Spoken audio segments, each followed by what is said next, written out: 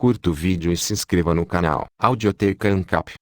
Audioteca apresenta Teoria e História, Ludwig von Mises. O conceito de individualidade histórica. 1.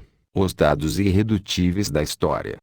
A busca humana por conhecimento não pode continuar para sempre. Inevitavelmente, mais cedo ou mais tarde, ela atingirá um ponto além do qual ela não poderá mais avançar. Ela se verá então diante de um dado irredutível, um dado que a razão do homem não conseguirá remontar até outros dados passados. No decorrer da evolução do conhecimento, a ciência conseguiu identificar em outros dados a origem de determinados fatos e eventos que até então eram tidos como irredutíveis. Podemos esperar que isto também ocorra no futuro, mas sempre haverá algo que, para a mente humana, é um dado irredutível, inanalisável e definitivo. A razão humana não consegue sequer conceber um tipo de conhecimento que não encontrasse tal obstáculo intransponível. A onisciência não existe para o homem. Ao se lidar com dados irredutíveis, a história se refere à individualidade, às características dos indivíduos, suas ideias e julgamentos de valor,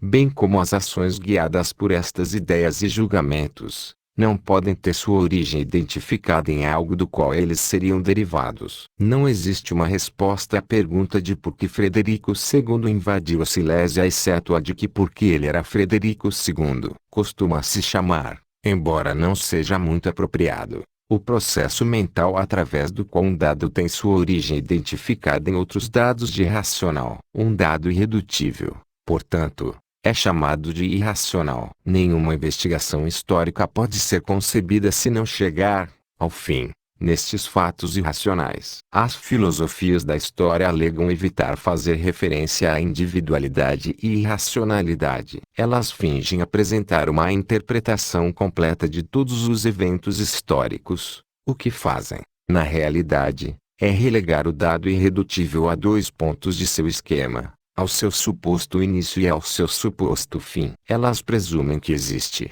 no início da história, uma autoridade atuante inanalisável e irredutível, como por exemplo o Geist, no sistema de Hegel, ou as forças materiais produtivas, no de Marx. E, ademais, assumem que este primeiro movente tem como meta um fim específico, também inanalisável e irredutível, como, por exemplo, o Estado da Prússia de 1825 ou o socialismo. O que quer que se pense a respeito dos diversos sistemas de filosofia de história, é óbvio que eles não eliminam as referências à individualidade e irracionalidade. Elas apenas deslocam-nas para outro ponto de sua interpretação. O materialismo quer descartar totalmente a história. Todas as ideias e ações devem ser explicadas como o resultado necessário de processos fisiológicos definidos. Isto, no entanto, não permitiria que se rejeitasse qualquer referência à irracionalidade. Assim como a história,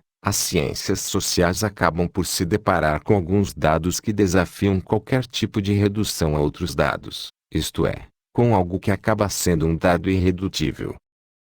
2. O papel do indivíduo na história.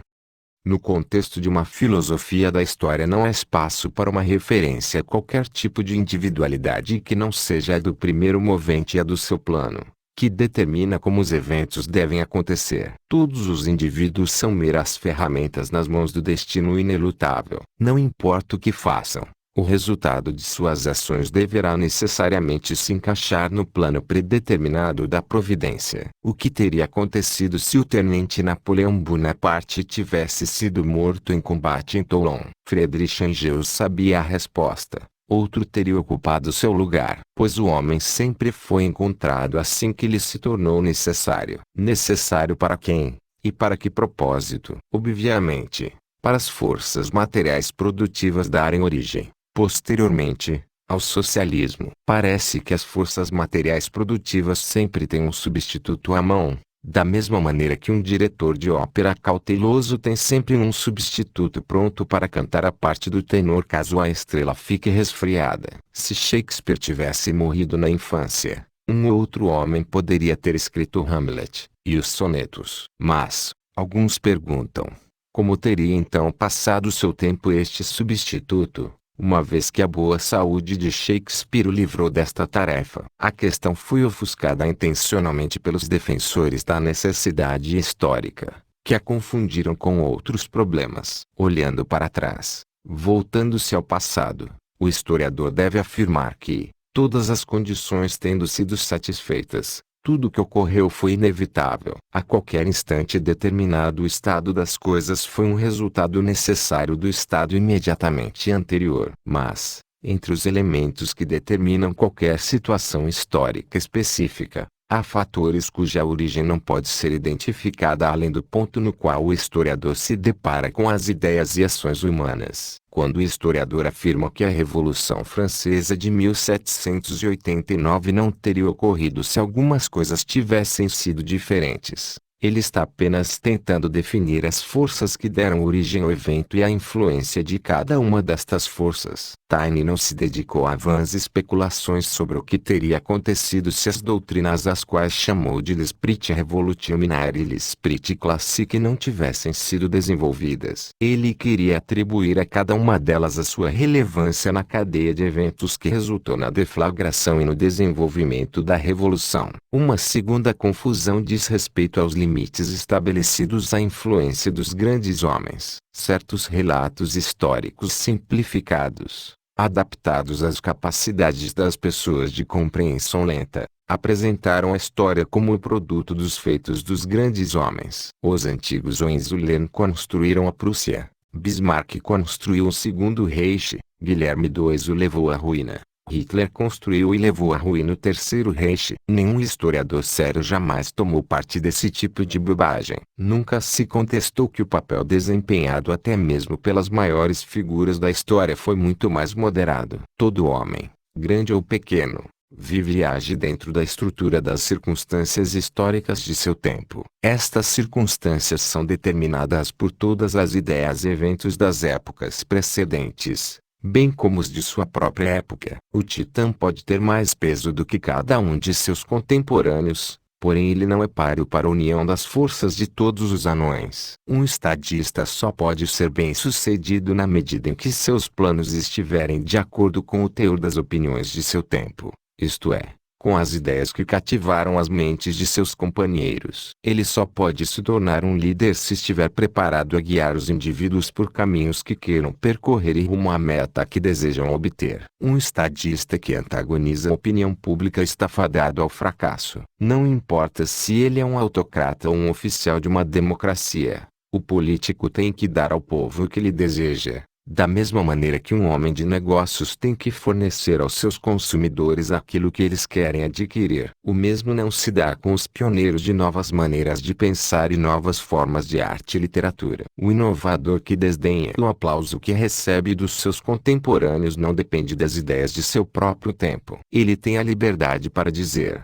como o Marquês Posa, de Schiller, este século não está pronto para as minhas ideias. Vivo como um cidadão dos séculos que virão. A obra do gênio também está imersa na sequência de eventos históricos, está condicionada aos feitos das gerações anteriores, e é apenas um capítulo na evolução das ideias. Mas ela acrescenta algo de novo e inédito ao tesouro de pensamentos e pode, neste sentido, ser chamada de criativa. A verdadeira história da humanidade é a história das ideias. São as ideias que distinguem os homens de todos os outros seres. Ideias engendram instituições sociais, mudanças políticas, métodos tecnológicos de produção, e tudo o que se chama de condições econômicas. E, ao procurar por sua origem, inevitavelmente chegamos a um ponto em que tudo que se pode afirmar é que um homem teve uma ideia. O fato do nome deste homem ser ou não conhecido tem uma importância secundária. Este é o significado que a história atribui à noção de individualidade. As ideias são os dados irredutíveis da investigação histórica. Tudo o que se pode afirmar sobre as ideias é que elas surgiram. O historiador pode indicar como uma ideia nova se encaixou com as ideias desenvolvidas por gerações anteriores, e como ela pode ser considerada uma continuação destas ideias, sua sequência lógica. Novas ideias não se originam a partir de um vácuo ideológico, elas surgem a partir da estrutura ideológica preexistente, são as respostas dadas pela mente de um homem às ideias desenvolvidas por seus antecessores. Mas é uma conjectura arbitrária supor que elas surgiriam inevitavelmente que se A não as tivesse gerado um certo B, ou C, teriam feito esse trabalho. Neste sentido, aquilo que as limitações de nosso conhecimento nos induzem a chamar de sorte desempenha um papel na história. Se Aristóteles tivesse morrido na infância, a história intelectual teria sido afetada. Se Bismarck tivesse morrido em 1860, os acontecimentos mundiais teriam tomado um rumo diferente. Até que ponto e com quais consequências, ninguém pode saber. 3. A quimera da mente coletiva.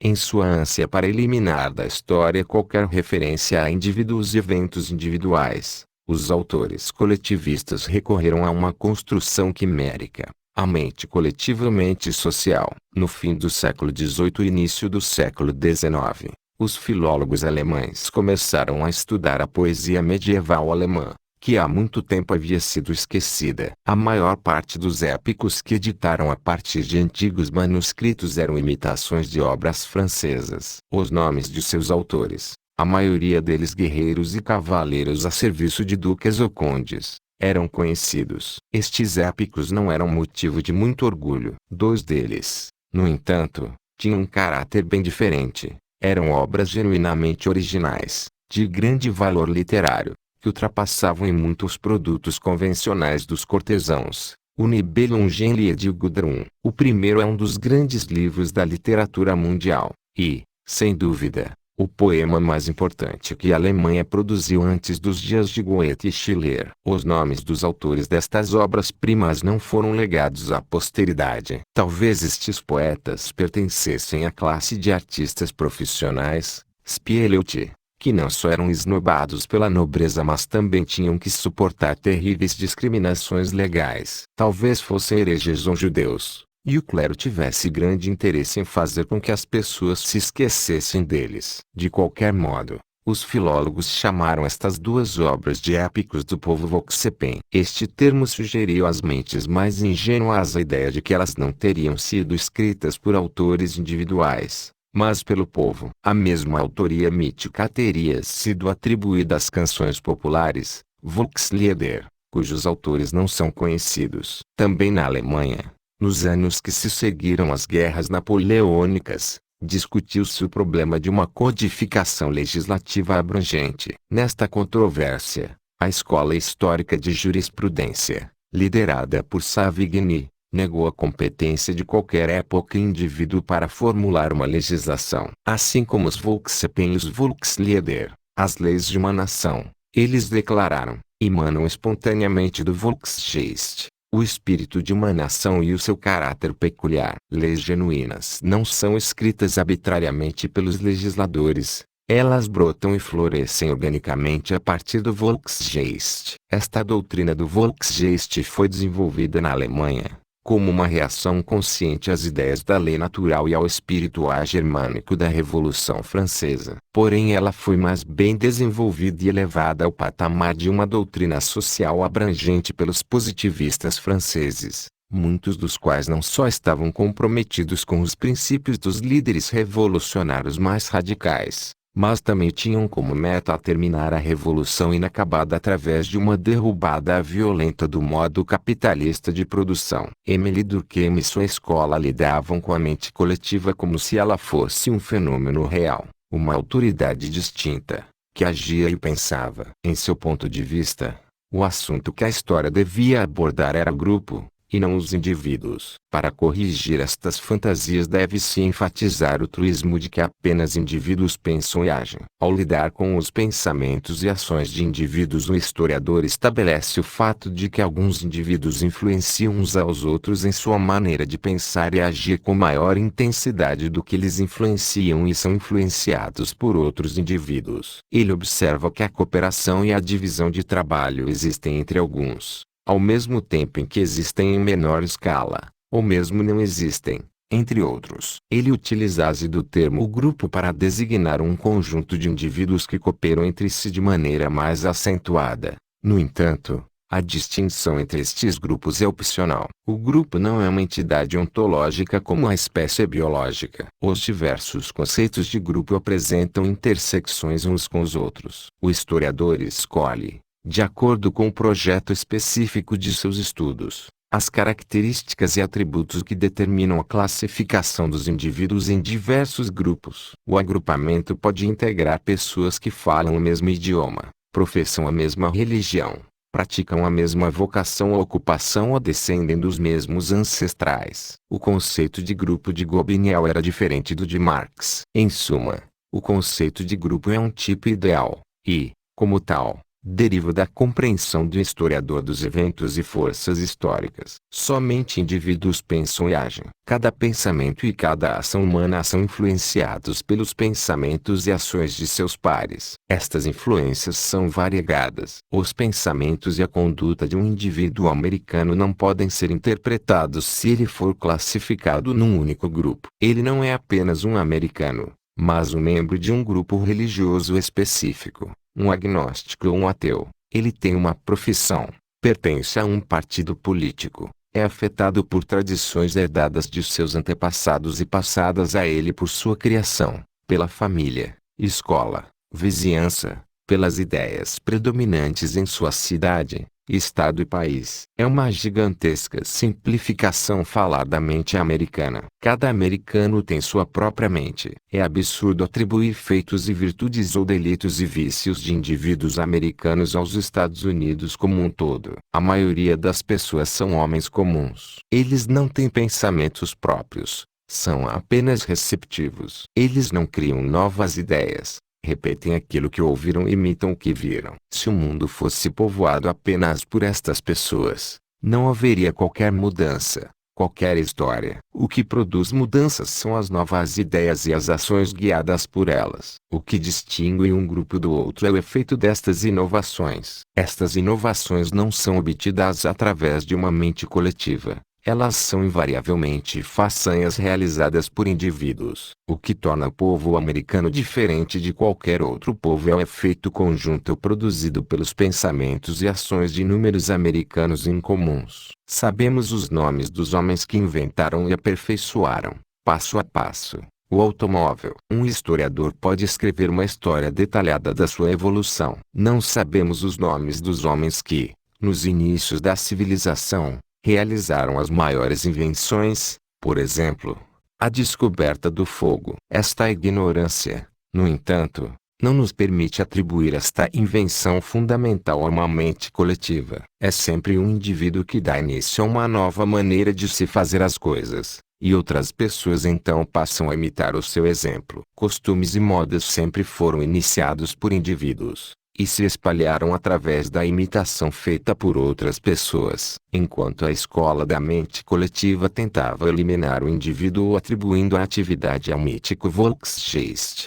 os marxistas estavam firmes em, por um lado, depreciar a contribuição do indivíduo e, por outro, acreditar as inovações ao homem comum. Assim, Marx observou que uma história crítica da tecnologia demonstraria que nenhuma das invenções do século XVIII foi realizada por um único indivíduo. O que isto prova? Ninguém nega que o progresso tecnológico seja um processo gradual, uma cadeia de passos sucessivos dados por longas fileiras de homens, em que cada qual acrescenta algo aos feitos de seus antecessores. A história de todo dispositivo tecnológico, quando contada de forma completa, remonta às invenções mais primitivas feitas pelos habitantes das cavernas, nas primeiras eras da humanidade. Escolher qualquer ponto inicial posterior é uma restrição arbitrária de toda a narrativa. Pode-se começar a história da telegrafia sem fio com Maxwell e Hertz, porém pode-se igualmente recuar até os primeiros experimentos com a eletricidade, ou a qualquer feito tecnológico anterior que teve, necessariamente, que anteceder a construção de uma rede de rádio. Tudo isto não afeta minimamente a verdade de que cada um destes passos à frente foi dado por um indivíduo, e não por uma força atuante impessoal e mítica. Admitir que as contribuições de Maxwell, Hertz e Marconi só puderam ser feitas porque outros haviam dado outras contribuições anteriormente não diminui o seu mérito. Para ilustrar a diferença entre o inovador e a multidão insípida de autômatos que não consegue sequer imaginar que uma melhoria seja possível, precisamos apenas aludir a uma passagem do livro mais famoso de Engels. Nela, em 1878, Engels anunciou, conclusivamente, que as armas militares estão tão aperfeiçoadas nos dias de hoje que não é mais possível ocorrer nenhum progresso trazido por qualquer influência revolucionária. De agora em diante todo progresso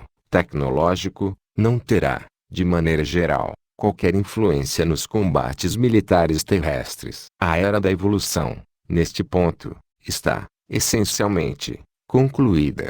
Esta conclusão complacente mostra do que consiste o feito do inovador. Ele consegue realizar o que outras pessoas acreditam ser impensável e irrealizável. Engels, que se considerava um expert na arte da guerra, gostava de exemplificar suas doutrinas através de referências de estratégia e táticas. Mudanças nas táticas militares, segundo ele, não se originavam de líderes militares engenhosos. Eram feitos realizados por soldados rasos, que geralmente eram mais inteligentes que seus oficiais. Os soldados rasos inventavam-nas por meio de seus instintos, Instinctma trema sig, e as colocavam em práticas a despeito da relutância de seus comandantes. Toda doutrina que nega ao mesquinho indivíduo qualquer papel na história deve acabar por atribuir as mudanças e melhorias ao funcionamento dos instintos. Do modo como veem aqueles que sustentam essas doutrinas, o homem é um animal que tem o instinto de produzir poemas,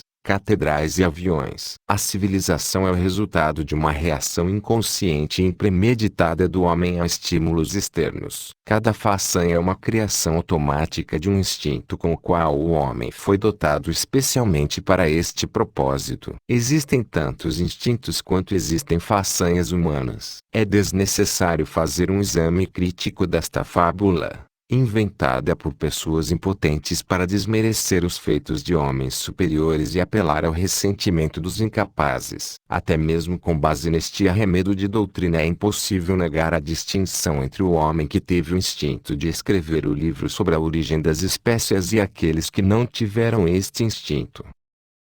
4. Planejando a história.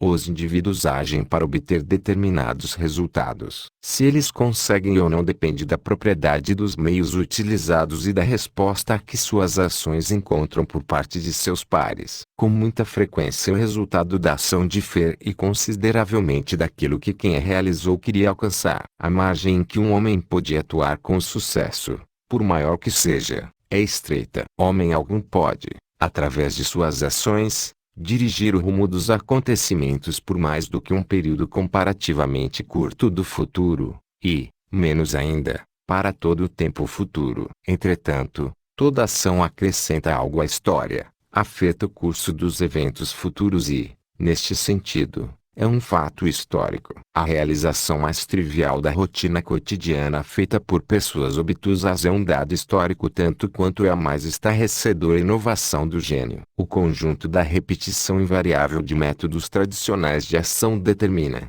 na forma de hábitos, costumes e tradições, o curso dos acontecimentos. O papel histórico do homem comum consiste em contribuir com sua pequena parcela à estrutura do tremendo poder do costume. A história é feita por homens. As ações intencionais conscientes de indivíduos, grandes e pequenos, determinam o curso dos acontecimentos, na medida em que são o resultado da interação de todos os homens. Mas o processo histórico não é projetado por indivíduos. Ele é o resultado composto das ações intencionais de todos os indivíduos. Nenhum homem pode planejar a história. Tudo o que ele pode planejar e tentar pôr em prática são as suas próprias ações que, juntamente com as ações de outros homens, constituem o processo histórico. Os pais peregrinos não planejavam fundar os Estados Unidos. É claro que sempre existiram homens que planejaram para a eternidade. Na maior parte, o fracasso de seus desígnios apareceu rapidamente. Por vezes suas construções duraram por muito tempo, porém seu efeito não foi exatamente aquilo que quem as construiu tinha em mente. As tumbas monumentais dos reis egípcios ainda existem, Mas não era a intenção de seus construtores tornar o Egito moderno atraente para turistas e fornecer múmias aos museus de hoje em dia. Nada demonstra de maneira mais enfática as limitações temporais sobre o planejamento humano do que as antigas ruínas espalhadas pela superfície da Terra. Ideias vivem mais do que paredes e outros artefatos materiais. Ainda podemos gozar das obras-primas da poesia e da filosofia da Índia e da Grécia antigas, mas elas não têm para nós o mesmo significado que tinham para seus autores. Podemos nos perguntar se Platão ou Aristóteles aprovariam o uso que épocas futuras fizeram de seus pensamentos. Planejar para a eternidade, substituir a evolução histórica por um estado de permanente estabilidade, rigidez e mutabilidade, é o tema de uma categoria especial de literatura. O autor utópico quer organizar as condições futuras de acordo com as suas próprias ideias e privar o resto da humanidade, de uma vez por todas, da faculdade de escolher e agir. Apenas um projeto, a saber, o do autor, deve ser executado, e todas as outras pessoas devem ser silenciadas. O autor e, após sua morte, seu sucessor, determinarão a partir de então o curso dos acontecimentos. Não existirá mais história, já que a história é o efeito composto da interação de todos os homens. O ditador sobre-humano governará o universo e reduzirá todos os outros indivíduos a peões em seus projetos. Lidará com eles da mesma maneira com que um engenheiro lida com as matérias-primas que usa para construir, um método chamado, apropriadamente, de engenharia social. Este tipo de projeto é muito popular nos dias de hoje, cativam os intelectuais. Alguns céticos observam que sua execução é contrária à natureza humana, porém seus defensores têm confiança que, ao eliminar todos os dissidentes, eles podem alterar a natureza humana. As pessoas serão, então, tão felizes quanto as formigas supostamente são, em seus formigueiros. A pergunta essencial é: estarão todos os homens preparados para ceder ao ditador? Ninguém terá a ambição de contestar a sua supremacia. Ninguém desenvolverá ideias diferentes daquelas que estão por trás do projeto do ditador. Deverão todos os homens, após milhares de anos de anarquia no pensamento e na ação, submeter-se tacitamente à tirania de um ou de alguns déspotas. É possível que, daqui a alguns anos, todas as nações tenham adotado o sistema de planificação total e controle governamental totalitarista. O número de oponentes é muito pequeno, e sua influência política direta é quase nula. Mas até mesmo uma vitória do planejamento não significará o fim da história. Guerras sangrentas entre os candidatos pelo cargo supremo eclodirão. O totalitarismo pode varrer a civilização, e até mesmo toda a raça humana, do mapa. Aí então, obviamente, a história também terá chegado ao seu fim.